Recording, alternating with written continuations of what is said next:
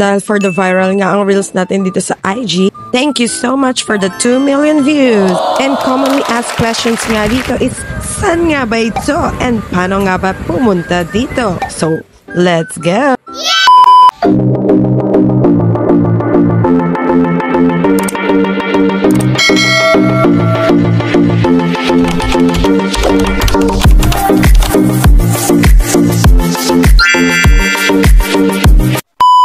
Paggabi na nga kami nakapunta at natagalan kami sa mga inaasikaso namin. Inaya ko nga itong mga relatives ko para naman may kasama akong makyat at hindi ako mainggit sa mga may factors na nag-date doon, Chari.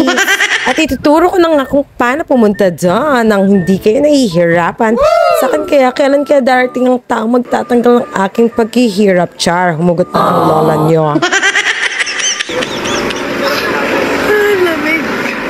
Naging cold na sa pag-iisa. O siya, start na tayo. Saan ka nga ba manggagaling? Kung galing ka nga ng Cubao, then via Marikina San Mateo ang daan mo. Pagpasok mo nga ng arko ng Montalban, baybayin mo lang yan at may makikita kang Mercury sa kanan. Sign mo na yan ng mga liwaka. Kumaliwa ka pala dyan. Madadaanan nyo nga itong Montalban Town Center. Pero wala pa dyan, kaya tuloy lang ang lakbay. Ang San Jose Bridge. Opak, ganda yorn. Pagkatapos nga ng bridge, makikita nyo pa yung isang daan. So, dyan is pwede kang kumanan yung sa kinananan ng tricycle at motor. Pero mas mabilis dito sa ituturo ko. Yes! Pag matraffic lang dito, dun lang dumadaan. Diretso lang hanggang sa wala ka na makitang tamang daan. Kaya tama ng pangangaliwa mo at ikanan mo na yan. Itama mo na yung daan mo. Ayan, so nasa tamang daan ka na, B, kaya diretso lang.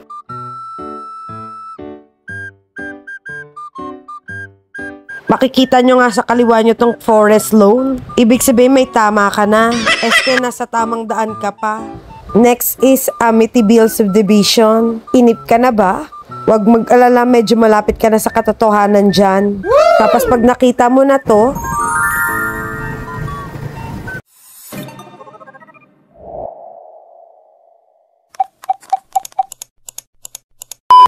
excited ka na ba? Kaso hindi pa yarn.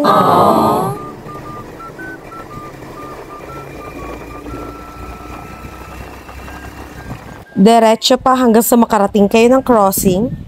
Diyan is pakasiglahan, so kumaliwa ka na dyan. Yes! And this is it, Pansit B!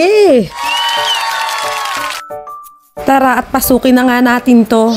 Feel safe ka nga dito kasi may mga guards ka agad. Open pa naman yung area para sa lahat. At meron pa nga sila ditong pa-bazaar or pa-food park. Swak para pag nagutom kayo. May 7-Eleven at makikita nyo rin yung kanilang sales office. So, another guards ulit. Let's go higher na nga nang makita nyo na ang dapat nyong magkita. Pili na kayo ng mga bahay dyan. May mga available units pa sila. Opak. At ganito nga siya.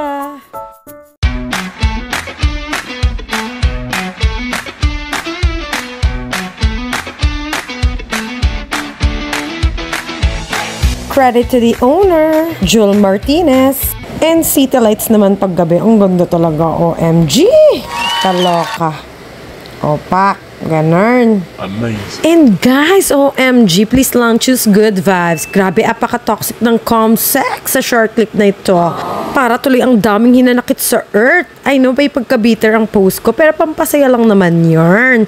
Always remember kung anong sinasabi mo is nagre-reflect din sa'yo. So choose your words nicely and think before you click, mga bebe. Para di ka tuloy mahal ng mama mo. Charot. Yun lang. Bye!